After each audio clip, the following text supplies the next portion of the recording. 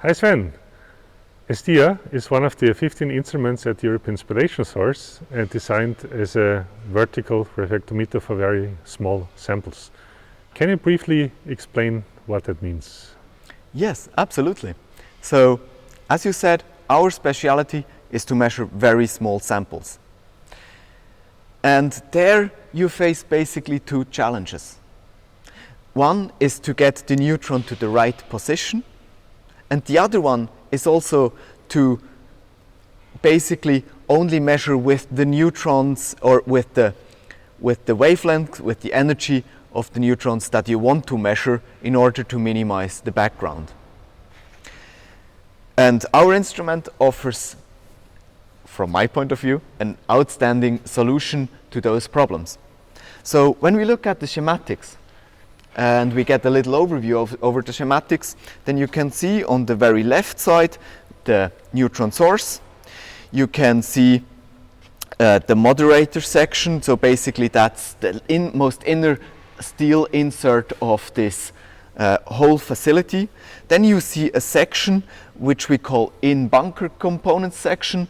That's an area where one can build components, but it's a harsh environment from a radiation point of view.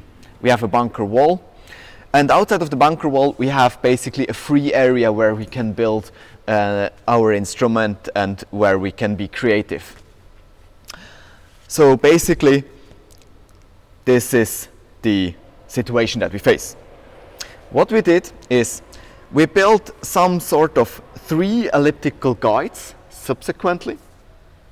So we have the speciality about the elliptical guide is that when you take 2 focus points and you span an ellipse around it and you start a ray or a neutron at one focus point, you hit any surface of the ellipse and you make a reflection on that, then you always end up at the second focus point irregardless of where you hit the ellipse. So we have basically the first focus point here, the second here, third here, and fourth at the sample. And in between we have sections of elliptical guide which reflect the diverging beam that we get from each focus point back on the next. Then we have open areas between this guide, and also here after the last guide and the sample. And basically with that we can make a first guide, which is a very crude guide because it's also in harsh environment and hard to align. After that we have a slit system with which we can then cut down the beam size to the beam size that we actually want to have later on at the sample. And from there we build 2 very precise Selene guides that transmit our beam down the beam line. Additionally to this, and with that we basically solve the problem of getting the neutron to the right place. Additionally, we have some features in the beam line. So we have inside the bunker, in this hard to survive area, a chopper. Basically that's an open close shutter with which we can select a bandwidth of neutrons, and we can already make sure that we only take useful neutrons down the beam line.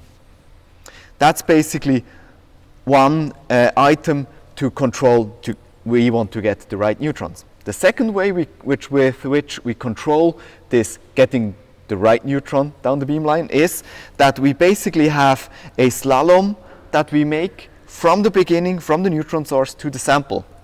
And always in between those, in these curves, we have heavy shielding, and always where we have a focus point, we have a mask that cuts away everything that is too far away from the perfect beam. So when we are here at the sample, we basically only have the perfect neutrons anymore, and we have a very low background and can make a very sharp, unblurry picture. On top of that, we can also select certain neutrons out with a polarization system, which basically starts here and goes all along to here. We can talk about this in one of the specific videos.